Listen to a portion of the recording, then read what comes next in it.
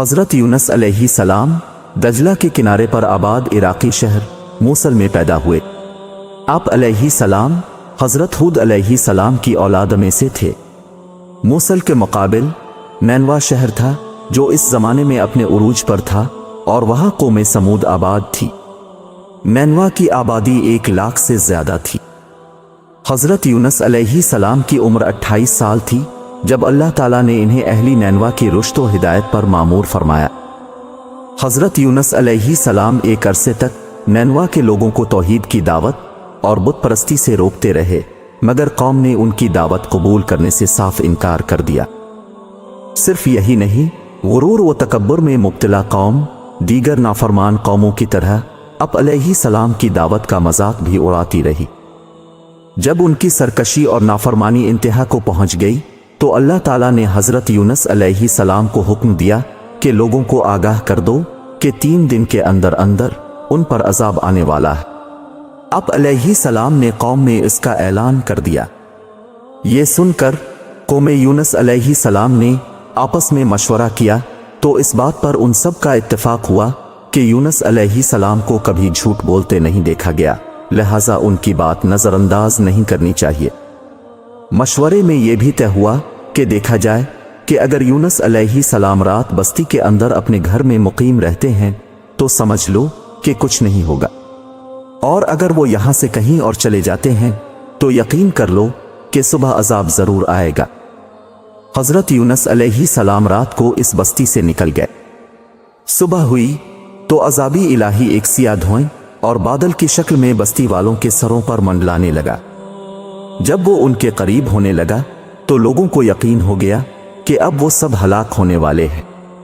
یہ دیکھ کر حضرت یونس علیہ السلام کو تلاش کیا گیا کہ ان کے ہاتھ پر ایمان لے آئیں اور توبہ کر لیں، مگر آپ علیہ السلام کو نہ پایا تو خود ہی اخلاصی نیت کے ساتھ توبہ و استغفار میں لگ گئے اور اپنے گھروں سے ایک میدان میں نکل آئے۔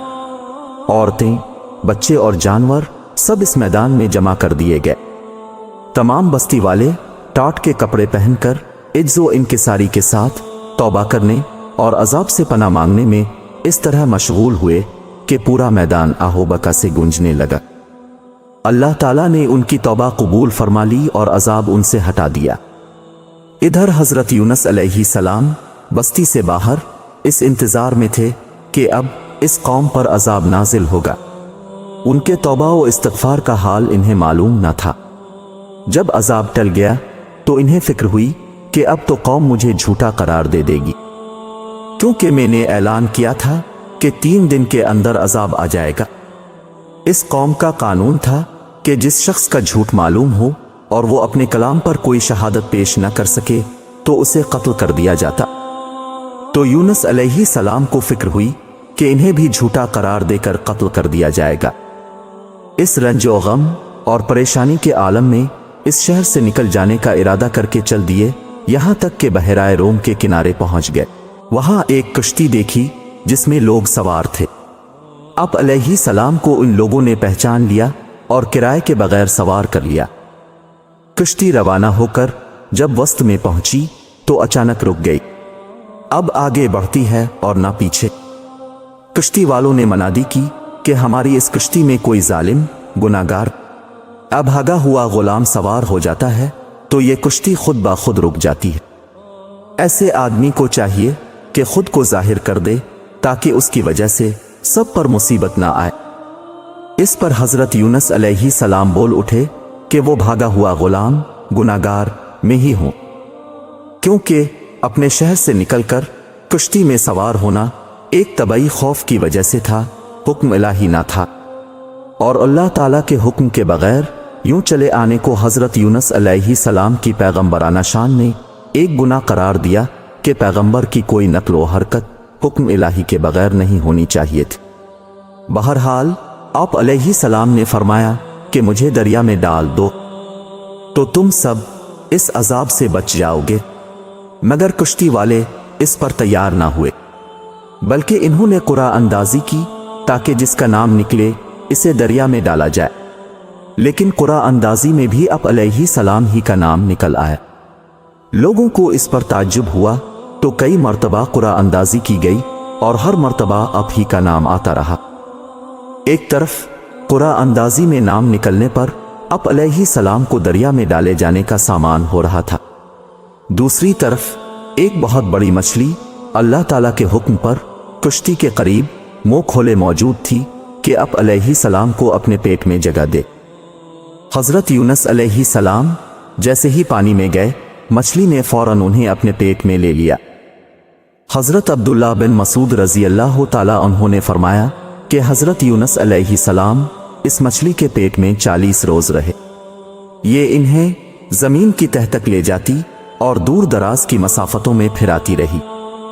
اس حالت میں حضرت یونس علیہ السلام نے دعا کی تو اللہ تعالیٰ نے دعا قبول فرمائی اور مچھلی نے اب علیہ السلام کو بالکل صحیح سالم حالت میں کنارے پر ڈال دیا۔ مچھلی کے پیٹ کی گرمی سے ان کے بدن پر کوئی بال نہ رہا تھا۔ اللہ تعالیٰ نے ان کے قریب ایک درخت اگا دیا جس کے پتوں کا سایہ اب کے لیے راحت کا سبب بن گیا۔ ایک جنگلی بکری اللہ تعالیٰ کے حکم سے صبح و شام اب کے پاس آ کھڑی ہوتی اور آپ اس کا دودھ پی لیتے۔